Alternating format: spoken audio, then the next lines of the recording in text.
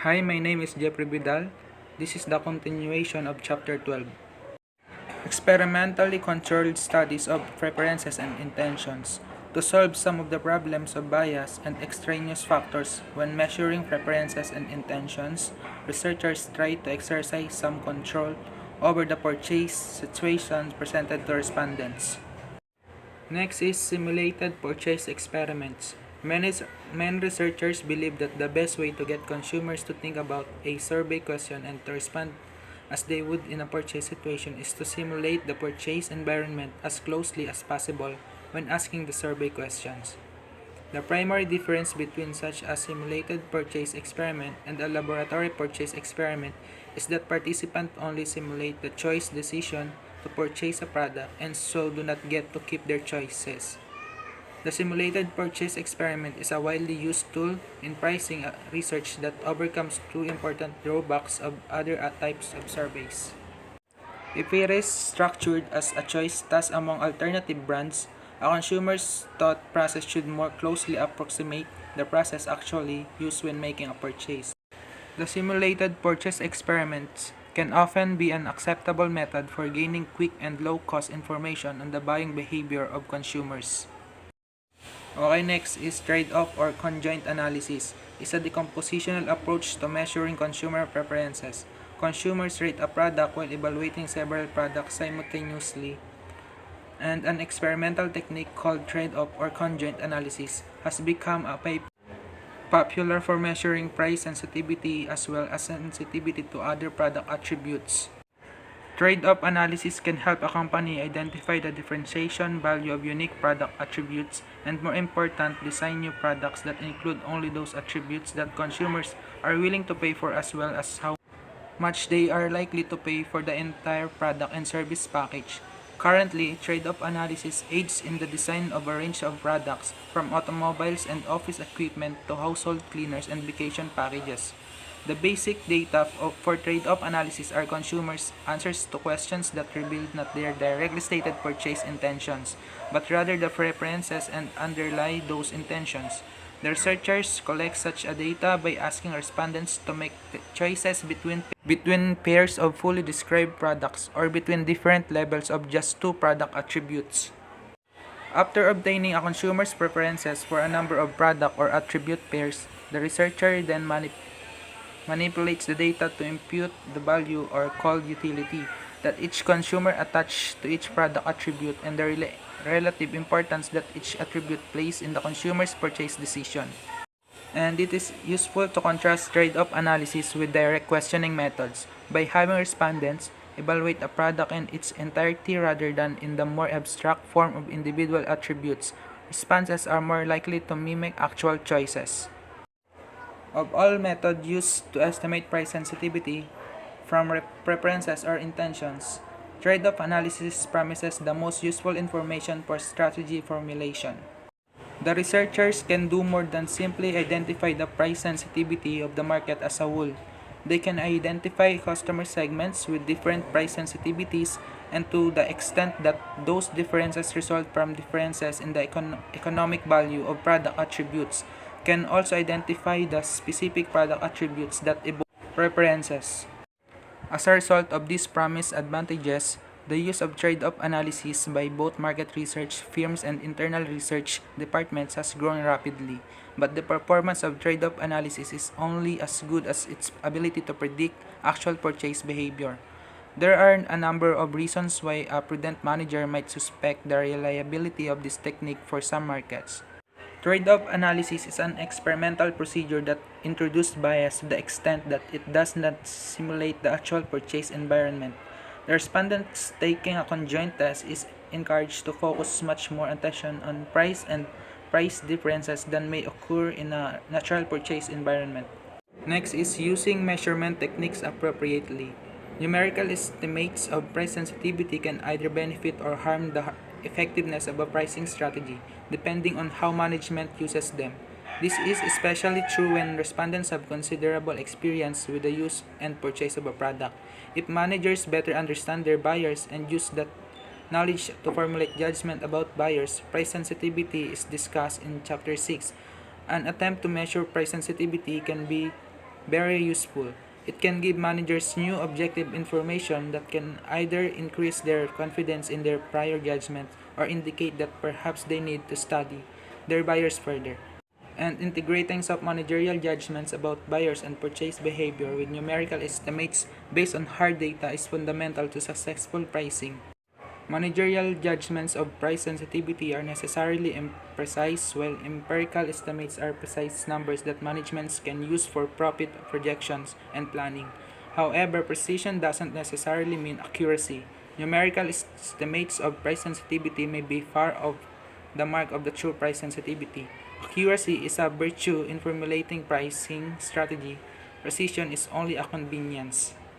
No estimation technique can capture the full richness of the factors that enter a purchase decision. In fact, measurements of price sensitivity are precise specifically because they exclude all the factors that are not conveniently measurable. Next is using judgment for better measurement. Any study of price sensitivity should begin with a collection of information about buyers, who they are, why they buy, and how they make their purchase decisions. Since those are essential inputs in the formulation of judgments, at the outset, this information should come from open-ended qualitative or exploratory research that enables managers to discover facts and formulate information other than those for which they may have been specifically looking. In an industrial market such as research may consist of accompanying salespeople to observe the purchase process. After a sales manager might follow up the task how and why the purchase decision was made. Having formed judgment about buyers based on qualitative impressions developed from observing them, a manager will often find it practical and cost-effective to expand this understanding through original primary research that attempts to measure certain aspects of buyer behavior, such as price sensitivity. That attempt is far more likely to produce useful results to the extent that management already understands the way buyers make their purchase decision and uses that information to help structure the attempt and at measurement. So below are the number of ways that managerial judgment can and should guide the measurement effort. 1. For experimentally controlled data estimation, managerial judgment should determine the focus of the research on certain target demographic groups and provide guidance for generalizing from those groups to the population as a whole. 2. For historical data estimation, the intervention of informed managerial judgment into the analysis is even more essential, since the lack of any experimental control invariably results in data that are full of potential statistical problems.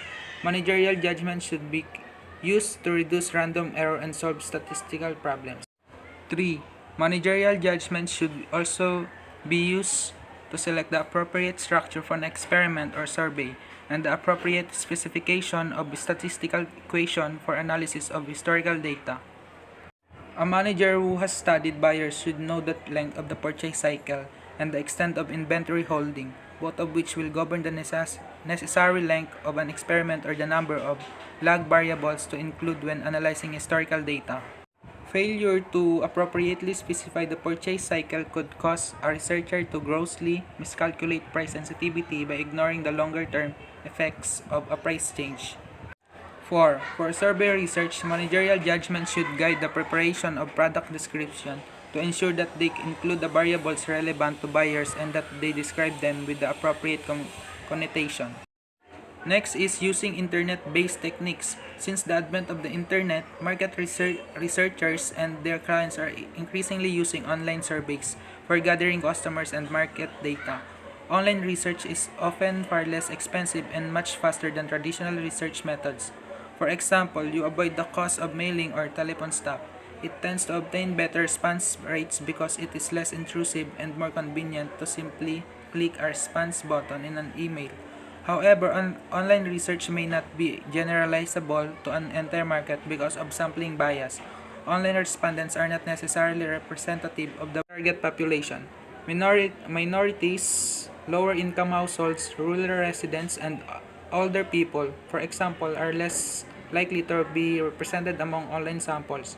Nonetheless, online research can be particularly effective for identifying very specific or specialized subgroups to target for research. Next is outside sources of data. In addition to performing experiments and evaluating available sales data, one should be aware of the many external sources of data that are available to shed light on price sensitivity. Public records such as those found at government institutions or industry trade groups contain vast sources of data and information on historical sales trends, industry actions, as well as a record of other factors that may affect the market of interest, and other secondary sources of data for industrial markets, including the census of manufacturers, the survey of industrial buying power, and numerous other governmental and private sources, can tell sellers the types of businesses their buyers engage in and the share of the total market each accounts for, the average size of their purchases in major product classes, and their growth rates. Next is selecting the appropriate measurement technique. The choice among measurement techniques is not arbitrary. Each is more appropriate than other under certain circumstances. Information about trade-offs between price and attributes is most valuable when a company is developing new products or improving old ones. Once a product is developed, management would like to have measurements that capture as many of the different determinants of price sensitivity as possible. In-store or sophisticated laboratory purchase experiments are definitely the first choice for frequently purchased, low-cost products. When the fully developed product is a high-cost durable good such as a TV set or a photocopier, an in-store experiment is impractical. A laboratory purchase experiment may be practical since experimental control permits inferences from fewer purchases but will be too costly for many products. Fortunately, high-value products are also products for which consumers naturally pay great attention to price. So, sa summary na tayo, ito yung summary simula sa report ni Puson hanggang sa akin. Numerical estimation of price sensitivity is no shortcut to knowing a product's buyers, who they are, how they buy, and why they make their purchase decision. Numerical estimates are an important source of objective information that can supplement the more objective observation that usually dominate managerial judgments about price sensitivity. As a supplement, they can substantially improve the accuracy of such judgment and the effectiveness of a firm's of pricings. Measurements techniques differ in the variables they measure and in the condition of measurement. The variable measured may be either actual purchases or preferences and intentions. And pricing research studies range from those that are completely uncontrolled to those in which the experimenter controls almost completely the alternative products, their prices, and the information that customers receive.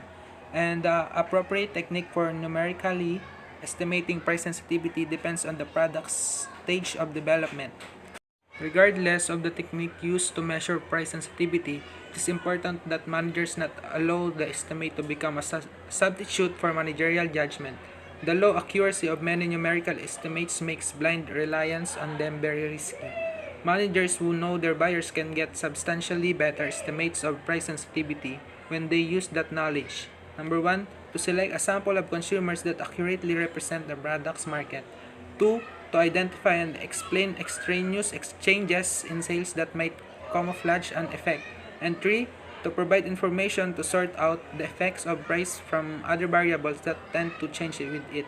And 4, to identify an appropriate equation for experimental structure. And lastly, to properly describe the product for survey research.